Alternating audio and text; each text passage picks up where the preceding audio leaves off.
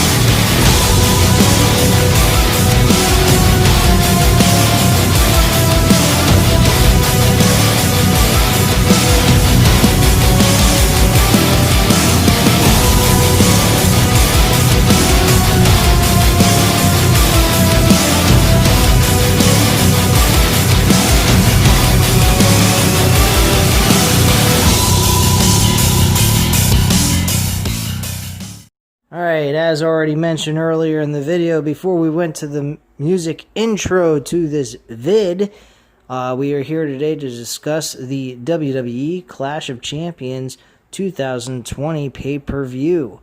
I did mention during the AEW Dynamite episode earlier this week that I will go over the pay-per-view for UFC 253. So if you guys are UFC fans, keep an eye out for that. I should have that uploaded Monday night. I will be catching that event Monday after I am done with work, and go ahead and check that pay-per-view out and see what happened. I did not check the results, and I do not want to know the results. I want to be surprised when I see it. So, getting into this pay-per-view, what was my thoughts, you may ask?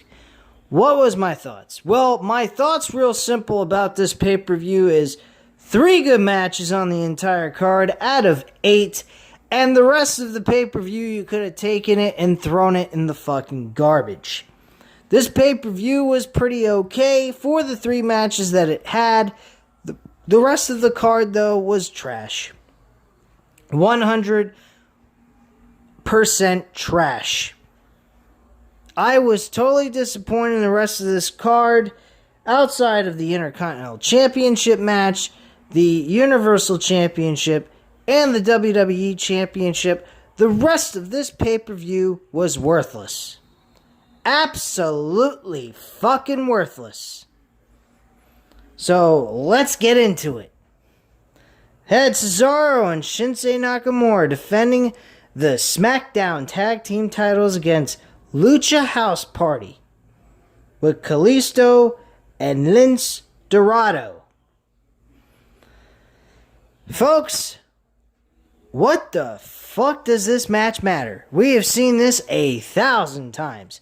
The tag team division is dead. Both Raw and SmackDown. Even merging them, in my opinion, doesn't do this company any good.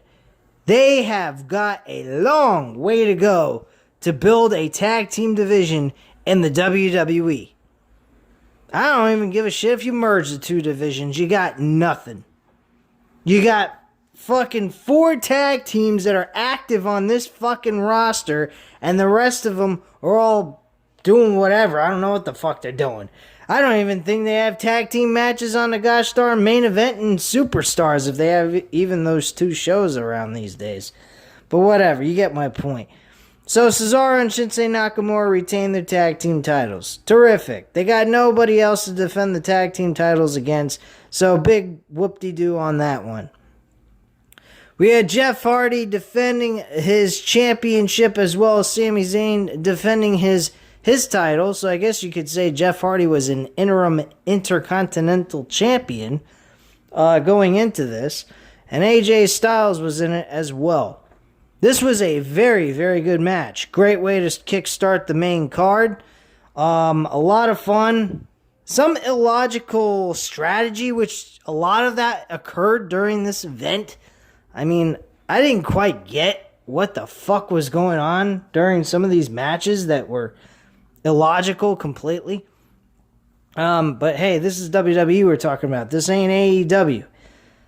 So, expect illogical bullshit to happen. And expect yourself to pull your hair out of your head or your hair to turn gray. That's pretty much the case with WWE. So, Sami Zayn actually picks up the victory here, defeating Jeff Hardy and AJ Styles in a very, very weird way of winning it. So, the one thing that I noticed in this show that was illogical during this match alone, and it was a good match, but there was some illogical strategies. Strategies in this match was just off the charts retarded. You had Sami Zayn on the outside during this match. He had everyone down. Jeff Hardy and AJ Styles were down. He grabbed a ladder, and I was thinking, hey, he's got a chance. He's going to climb up the ladder and go for the title. No, not the case. Instead, he applies the ladder on the end of the ring and the end of the announcer's table. You get where I'm going with this. This is a little retarded in my opinion. Then, AJ Styles manages to get up. So he goes ahead and he tries to apply Sami Zayn on top of the ladder. This really was getting to become a dangerous spot. They were trying to get some really big time thrills and what have you. So they were trying to get something going here, which they did. The ladder slips off the announcer's table because he forgot to remove the little portion of the announcer's table where it has the logo of the pay-per-view on it. So that is completely botched right then and there. So right there alone, you're fucking up the entire match. Not the entire match. Let me rephrase that. Fucking up portion of the match while you're trying to have a good ending. So, this was a little stupid on Sami Zayn's part, but he rectifies it later on in this match. So, AJ Styles removes the little covering over the announcer's desk so that the ladder wouldn't slip off again. He reapplies the ladder back onto the end of the ring and the end of the table, puts Sami Zayn on top of it, and then Jeff Hardy pops out of nowhere. He knocks AJ Styles out of the picture. And then Jeff Hardy, being Jeff Hardy as usual, grabs a humongous fucking ladder, climbs up to the top, does a swanton bomb on top of Sami Zayn, breaks the ladder in half, and that's your big time spot. The typical everyday Jeff Hardy ladder match extravaganza. So there you go on that. So we get that portion. Now there was one thing that Sami Zayn did in this match that was downright fucking clever. And I thought for a moment it was downright retarded. But he managed to make it work in my opinion. He takes handcuffs, 2 pairs of handcuffs, and handcuffs Jeff Hardy's ear. They used gauges in one of his ears, and he has a big giant hole. And actually, Randy Orton did the same thing to Jeff Hardy at one point to hurt him in a match, I believe, last year in 2019. And, he ends up tying I lost train of thought here. Let me repeat back what I was trying to say. Sami Zayn goes ahead and he just handcuffs Jeff Hardy's ear that has the big giant hole on it to the ladder. To a smaller ladder, actually. Very weird. I was like, what the fuck's he doing? He could always get up and carry the thing with him to get in the middle of the ring to stop him from winning the match. Though he could risk ripping his ear completely open and bleed to death, which is not a very comfortable idea to do. So that was that portion of what he did. That was very intelligent. The other thing that he did is he's getting ready to handcuff AJ Styles to the ropes. He ends up not doing that. AJ Styles gains some the ability to know what the fuck's going on. Let's just put it that way, or gain consciousness. And he wakes up and he finally gets involved in this match. And Sami Zayn handcuffs himself to AJ Styles. I couldn't fucking believe this. And AJ Styles was about to climb up a ladder that was already set up in the middle of the ring to get the victory. Unfortunately, that was not the case. So he tried to drag Sami Zayn up the ladder with him at the same time. That didn't exactly work either. Eventually, this led to Jeff Hardy showing up out of nowhere, trying to stop AJ Styles from winning, with the ladder attached to his ear, no less. And eventually, AJ Styles managed to put Jeff Hardy down on the ground, taking him out of the picture completely.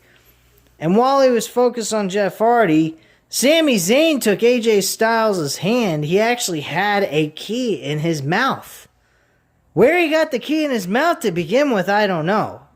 If anyone knows where they saw he was able to get a key in his mouth during the portion of this match, please tell me, because I didn't see it at all during this entire portion of the match, so that was new to me.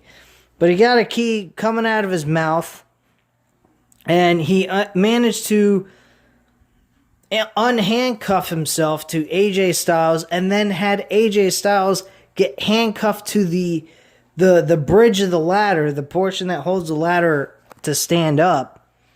And AJ Styles could not do a damn thing, and he climbs over AJ Styles and grabs the two belts. Well, actually, he doesn't climb over AJ Styles. He's on the other side. He climbs up the ladder, grabs the two belts, and gets the win. Beautiful win. Beautiful way to bring back Sami Zayn. I enjoyed that very much. I thought it was great. I'm glad they gave Sami Zayn the ability to officially make him be the Intercontinental Champion again. So technically, if you really want to look at it, AJ Styles and Jeff Hardy's reign as Intercontinental Champions were interim champions. They weren't official champions for the Intercontinental Championship. So in my eyes, I see it as Sami Zayn as just continuing his reign as Intercontinental Champion all this time. That's how I look at it. And that's the way Sami Zayn addressed it as well. So I hope in the record books they make it that way. Like they put an asterisk over AJ Styles and Jeff Hardy's name for being Intercontinental Champion because they weren't technically the legit champions at that point. But I'm pretty sure they won't. Asuka faced Zelina Vega with the Raw Women's Championship on the line. Zelina Vega loses in less than 10 minutes. Taps out to the rear naked choke, modified rear naked choke maneuver she performs. So that's that on that situation. That match was garbage. Bobby Lashley versus Apollo Crews, another garbage match that no one should care about. He put him in a full Nelson. I am not calling it the Hurt Lock. I think that's bullshit. Full Nelson suitable enough. So he puts him in the full Nelson. Immediately after that, Apollo Crews taps out. Why is he getting a U.S. championship? I thought we don't do rematch clauses. Yet this shit still happens. So you go figure that one out. Then we have the Street Profits defending their Raw Tag Team titles against Andrade and Angel Garza once again. Week after week after week, pay-per-view after pay-per-view, anytime the tag team titles were defended, Angel Garza and Andrade were competing over the damn belts. Outside of when the War Raiders were competing over the titles, which was a complete and utter joke to begin with. So, nothing big there. The ending was fucked up. Another bullshit call, a bullshit ending. Andrade kicked out during the pinfall with Angelo, well, not Angelo Garza. What am I fucking talking? Angelo Dawkins. Angelo Dawkins went ahead and hit a spine buster on Andrade, and Andrade kicked out before the count of 3, and yet the referee counted to 3, and that was the end of it. The announcer seemed a little confused as well. I don't know if this was a botched ending or this was done deliberately. I'm starting to think this is done deliberately.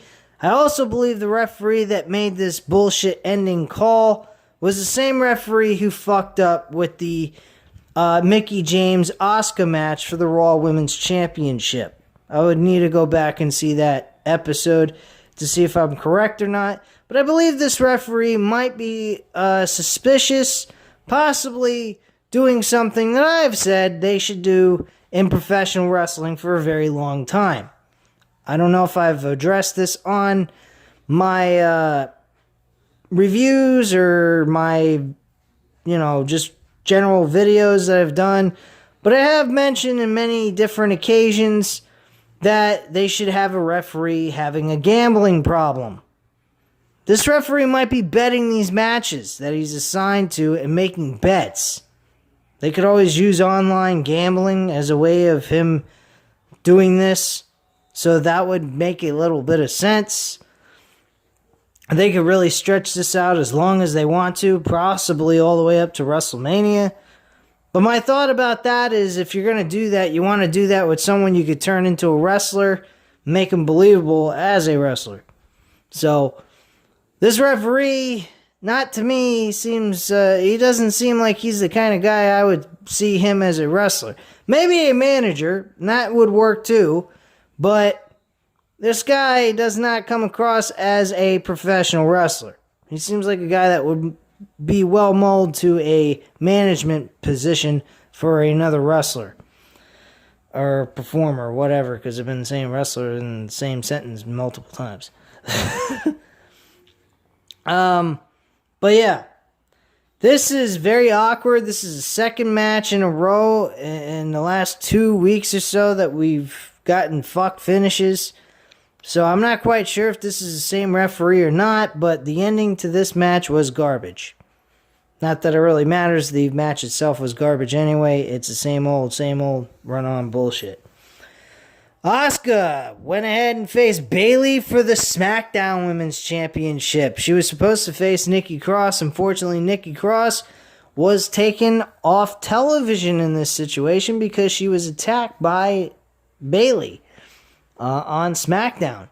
Now, here's my thing about all this. If you're going to go ahead and have another opponent announced for Bayley, why would it be Asuka? Asuka's already attempted this double champion maneuver with Sasha Banks and Bayley at the SummerSlam pay-per-view, which she failed at to accomplish. So I don't quite understand the logic here, and to be quite frank with you, I think it blows. All it led to was Sasha Banks getting involved with after Bayley got disqualified, and she gets her ass kicked by Sasha Banks, and Bayley runs off like a coward. And Banks is standing there disappointed in the fact that she didn't get full satisfaction out of beating the shit out of Bayley. And there you go on that. Now, Drew McIntyre defending the WWE Championship against Randy Orton in an ambulance match. I feel that this match should have been the fucking main event. Now, granted, Roman Reigns and Jey Uso, I'm going to get into next, was good, but it wasn't needed to be the main event. This ambulance match should have been the main event. It had the build up towards it. It had several matches. They had several matches, a little bit of, they had like a lot of build behind it. They were attacking each other left and right, back and forth. You get what I mean. They both sent each other to the ambulance. It all led up to this match. It made sense for them to do the ambulance match. Now, granted, it may be a little overkill what they did, but at the end of the day, the match deserved to be placed in an ambulance match, because I thought they were going to go to last man standing match, which would have worked, but with them both going to an ambulance, why not make it an ambulance match? It makes more sense. So the match was good.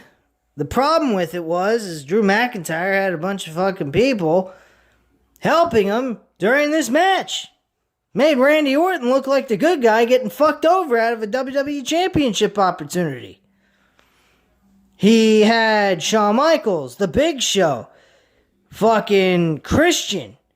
Those are the three guys that got involved in this. And then you had Ric Flair at the end of it driving off in the ambulance. Driving Randy Orton off to the ambulance. Yeah, that's right. Ric Flair. That made tons of sense. What a crock of shit. What a fucking crock of shit. Now, the match between the two of them was good.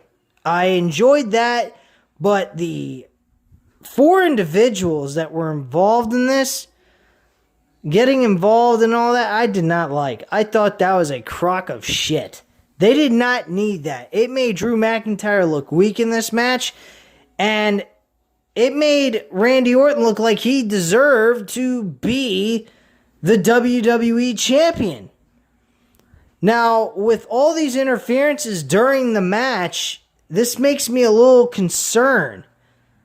What are we going to get? Randy Orton versus Drew McIntyre again? And now this is going to be in Hell in a Cell? I mean, come on. This should have been the end. The ambulance match should be the end of this storyline. There is no need for this match to continue. This rivalry needs to be dead, buried, and gone. They have killed Randy Orton. They have killed everything he had going for him. He's not going to win the WWE Championship. And to have him face Drew McIntyre for a third time at the pay-per-view of Hell in a Cell as a way of ending it all would be the most retarded thing to do, because the ambulance match is that couldn't be the ender of all of this. Not to mention, Randy Orton has lost twice to Drew McIntyre in a singles match and now an ambulance match. He's done. There is no more rematches. There is no more opportunities, sir. You need to work your way back up to the top of the mountain to be claimed as the WWE #1 contender for the WWE Championship. I fucked up what I said. Sorry. But you get my point. Now, granted, let's be real here. Do we really have any suitable opponents for good old Drew McIntyre? Probably not. But, hey, we know how WWE works. They like to go ahead and build hardly nothing in just 1 week. So they're doing a draft. They could always send somebody over from SmackDown to Raw to be a challenger for the WWE Championship against Drew McIntyre. I mean, there's a couple of guys you might throw in there possibly. I mean, I don't know, but be honest with you guys, I don't know what the fuck to say about WWE. They really don't have a roster. They have nothing. They've buried everybody that you can possibly make a contender out of. And they have to they're in a rebuilding stage to the point where nobody is a qualified contender for a world championship on either brand outside of Bray Wyatt, who technically in everyone's eyes is not exactly doing very well. They don't stand behind the gimmick anymore because of what they've done with them, and I don't blame them. So there you go on that. But yeah, Drew McIntyre wins this match in 21 minutes. Good matchup, but the outside interferences I could have done without. Now the main event, Roman Reigns wins and retains his WWE Championship by forfeit. Or WWE Universal Championship. He retains it by forfeit because of the fact that Jimmy Uso shows up and throws in the towel. This reminded me very much of the Karrion Kross, Dominic Dijakovic, and Keith Lee situation, which is okay because it really was telling a heart-pulling storyline here. Roman Reigns wanted Jey Uso to admit to the world in front of the camera and inside that arena that Roman Reigns is the top guy in his family, that he is the tribal chief. He's the one that runs the show. He brings in the food for the family, and he's the one that makes everything great for them. Whatever. That was the whole basis of the storyline. I was okay with it, but for 22, almost 25 minutes? No, man, please make it 15 minutes tops, man. That was just fucking overkill. They stretched that shit out way too fucking long. You had Paul Heyman telling Roman Reigns, look, you got the guy beat. Just fucking pin him and get it over with and let's get the hell out of here. And I didn't blame Paul Heyman for saying that because, my God, if at any point in time he gave this guy a chance, Uso could have won the match by a surprise victory and walk out of there as the new WWE Universal Champion. So that was a little bit illogical strategy there as well. I didn't quite understand what the fuck they were doing there. Speaking of illogical, Randy Orton was another one who did something in this match that made me say, why the fuck did he do this? But granted, him doing that told me he wasn't going to win the match. He actually he almost had Drew McIntyre all the way in there. All he had to do was close the door, one more door. He had one closed and the other one was still open. He only had to do was close the last door and he would have won. And he slowly is putting the last door in, and Drew McIntyre sticks his arm out, stops the door from being closed, and pulls it open, and kicks his ass and gets the win. Why the fuck would Randy Orton sit there and laugh and take his sweet-ass time just to close a fucking door that all he had to do was close the last door, and he'd have been champion? Illogical, people. Fucking illogical. You have you have the opportunity to win, you take it, no time wasted. Every fucking time this company shows these guys being, having no strategy. Just being fucking idiots. But you get my point. Roman Reigns, again, like I said, he kicked the shit out of Jey Uso. Jey Uso did have some moments in the match where he looked like he almost won. One spot he did a super kick and well, it's not really a frog splash. It's more like a Samoan splash or whatever you want to call it. It's one of his finishing maneuvers, and he pinned him and almost got the 1, 2, 3. Unfortunately, Roman Reigns kicks out. He starts laughing after he kicks out, saying, I guess basically saying to himself, some bitch won't stay down. And he wouldn't lay down for me, so I guess I'm going to have to kick his ass, which he did after that. And Roman Reigns, like I said, was continuously asking him to tell the world that he is the guy. He's the number one chief tribal leader of his Samoan family. Jesus Christ, who gives a shit? So, I don't know, but I thought it was a little long for my liking. I think this match was more suitable for like 15 minutes and that's it. It didn't have to be as long as it was. So that's just my thoughts on it. Anyway, guys, you know what to do. Hit the like button if you like this video. Hit the subscribe button if you're not subscribed to the channel, of course. And as always, leave a comment down below, and I'll definitely get back to you on that. And I thank you very much for watching, and hope you have a great night, guys. Bye.